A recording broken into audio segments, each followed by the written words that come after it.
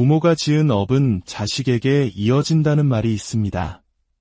좋은 공덕을 쌓았다면 그 복이 자손에게 흘러가겠지만 만약 그릇된 길을 걸었다면 그대가 또한 자식의 몫이 될 수 있다는 우리네 삶에 오래도록 전해져 내려오는 이야기입니다. 마치 높은 곳에서 낮은 곳으로 물이 흐르는 것처럼 거스를 수 없는 운명의 이치처럼 여겨지기도 합니다. 오늘은 우리 사회의 높은 자리에 오른 한 인물과 그의 아들의 이야기를 통해 눈에 보이지 않는 운명의 대물림, 즉 업보라는 개념에 대해 깊이 생각해보고자 합니다. 이는 특정 인물에 대한 평가를 넘어 한 인간과 그 가문에 흐르는 거대한 운명의 흐름을 들여다보는 시간이 될 것입니다. 우리가 이야기할 인물은 이재명 대표의 아들 이동호 씨입니다. 여러 논란의 중심에 서기도 했던 그이지만 오늘 우리는 그의 행적 자체보다는 그의 삶을 관통하고 있는 보이지 않는 힘에 대해 이야기하려 합니다. 한 사람의 운명을 이야기할 때 우리는 종종 그가 태어난 집안의 기운, 즉 가문을 먼저 살핍니다. 특히 이 대표의 가문은 영적인 기운이 매우 강한, 소위 칠성줄이 강한 집안으로 보입니다.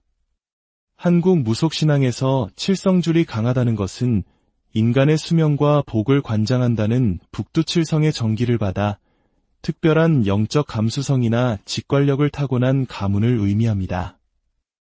이러한 기운은 때로 한 사람을 시대의 풍운하로 만들어 거대한 성공을 안겨주기도 합니다. 실제로 이재명 대표가 가진 특유의 직관력과 명석함, 그리고 자신의 그릇 이상의 큰 자리에 오를 수 있었던 배경에는 이러한 조상의 힘, 강한 칠성줄의 발복이 있었을 것이라 짐작됩니다. 마치 보이지 않는 손이 그를 밀어 올리듯 그의 정치 역정에는 조상의 염원이 깃들어 있었을 가능성이 큽니다. 아마도 가문 대대로 간절히 빌어오던 할머니 혹은 무속의 길을 걸으며 자손의 번영을 기원했던 조상이 있었을지도 모를 일입니다. 하지만 이처럼 강한 신의 기운은 양날의 검과 같습니다. 한편으로는 큰 성공과 명예를 가져다 주지만 다른 한편으로는 그 기운을 감당하지 못하는 가족 구성원들에게는 견디기 힘든 영적 풍파를 일으키는 원인이 되기도 합니다. 마치 너무 강한 전류가 흐를 때 약한 전선이 타버리는 것과 같은 이치입니다. 그 강한 기운의 파동을 고스란히 맞게 된 것이 바로 아들 이동호 씨일 수 있습니다. 강한 신의 기운을 타고난 이들은 어린 시절부터 남달리 총명하고 영리하며 보통 사람들보다 예민한 감수성을 지니는 경우가 많습니다. 하지만 그 예민함은 때로 극심한 감정의 기복으로 나타나기도 합니다. 어떤 날은 한없이 순하고 선량하다가도 또 어떤 날은 마치 가면을 쓴 것처럼 내면에 숨겨진 또 다른 자아가 드러나는 것입니다.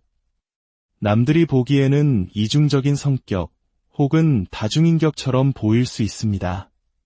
현대의학에서는 이를 조울증이나 다른 정신적 어려움으로 진단할 수 있겠지만 영적인 관점에서는 조상이 실렸다 혹은 빙의의 한 형태로 해석하기도 합니다.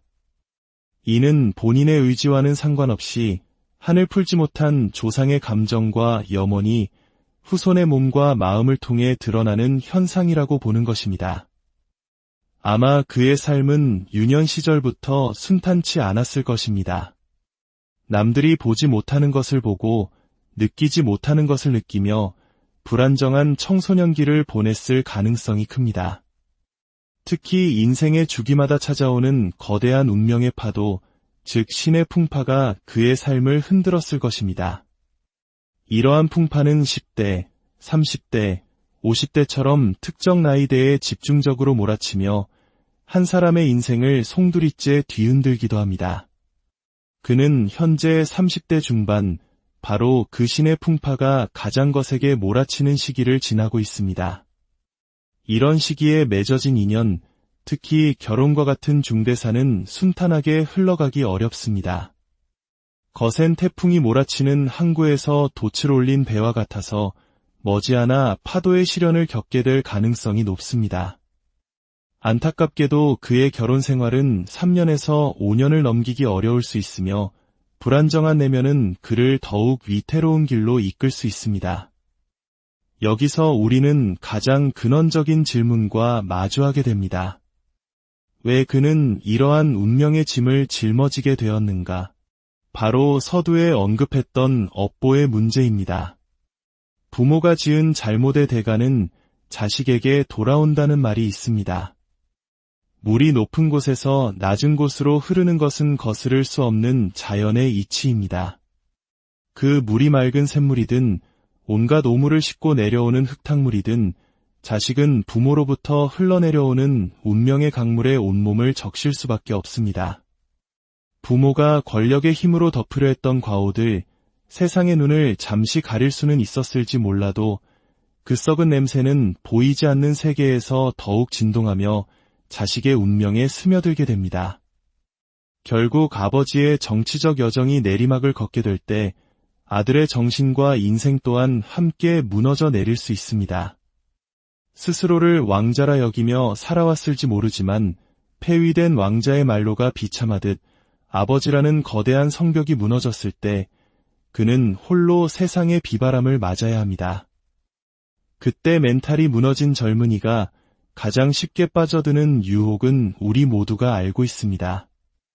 약물이나 그릇된 쾌락의 늪에 빠져 언론의 스포트라이트를 받게 되고 이는 결국 가정의 파탄으로 이어지는 비극의 악순환을 낳을 수 있습니다. 참으로 안타깝고 가슴 아픈 이야기입니다.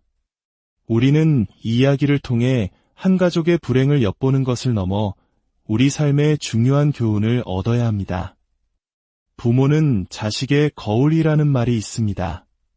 자녀들은 부모의 말을 배우는 것이 아니라 부모의 뒷모습을 보고 자랍니다.